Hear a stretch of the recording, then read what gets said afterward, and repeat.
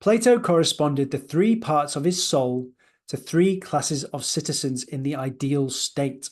The guardians, akin to Gandalf, are the guides of society, playing a philosophical role to ensure that society is led by wisdom rather than lower impulses like greed, gluttony, and lust. The auxiliaries, comparable to Aragorn, serve in the military and help maintain peace and order through their spirited nature. Lastly, the merchant class, reminiscent of the hobbits, represent the appetites. These individuals work to keep the economy running and often indulge in physical pleasures. This tripartite structure reflects the different roles and drives within both individuals and society.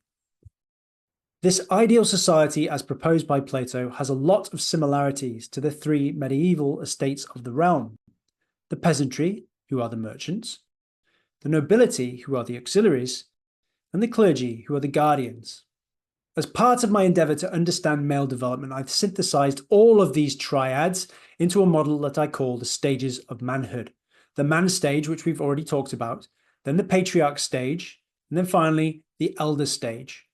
Through my studies on male development, I've determined that the man stage is about gaining independence, standing on one's own feet, not being beholden to or controlled by anything or anyone, including our lower impulses.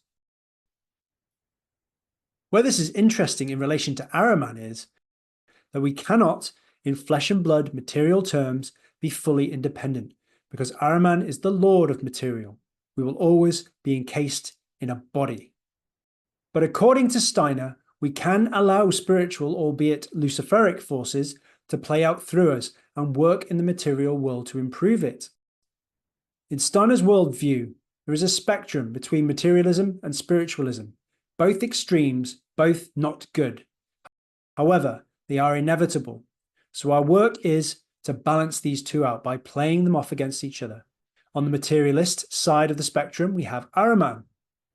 And on the other side, the spiritualist side of the spectrum, we have Lucifer. Playing these two off against each other is what Steiner calls the Christ, or, if we manage this effectively, to be the representative of humanity. But back to independence. We can certainly be free of other humans. Andrew Tate, a popular and controversial figure, encourages men to make money, and I think he's right there. We cannot allow ourselves to be enslaved to a financial or a political system.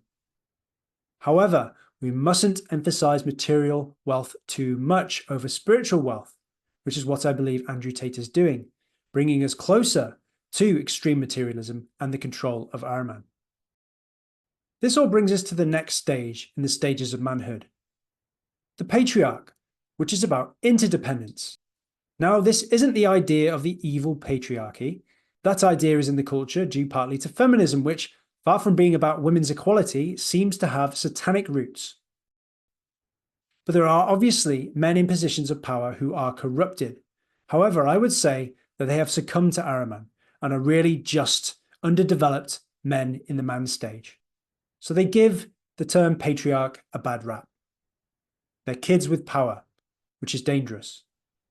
The patriarch I'm talking about is a noble, balanced leader. He's all about interdependence, whereby he understands himself and his own needs enough to mediate between those and others.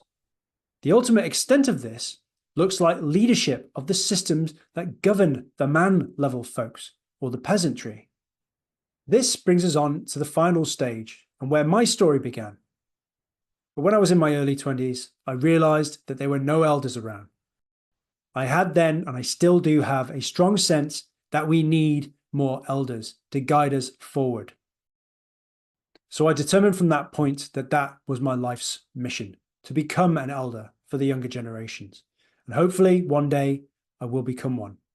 And the purpose of having elders, or a layer of elders at the top of society, is to guide the society forward with wisdom.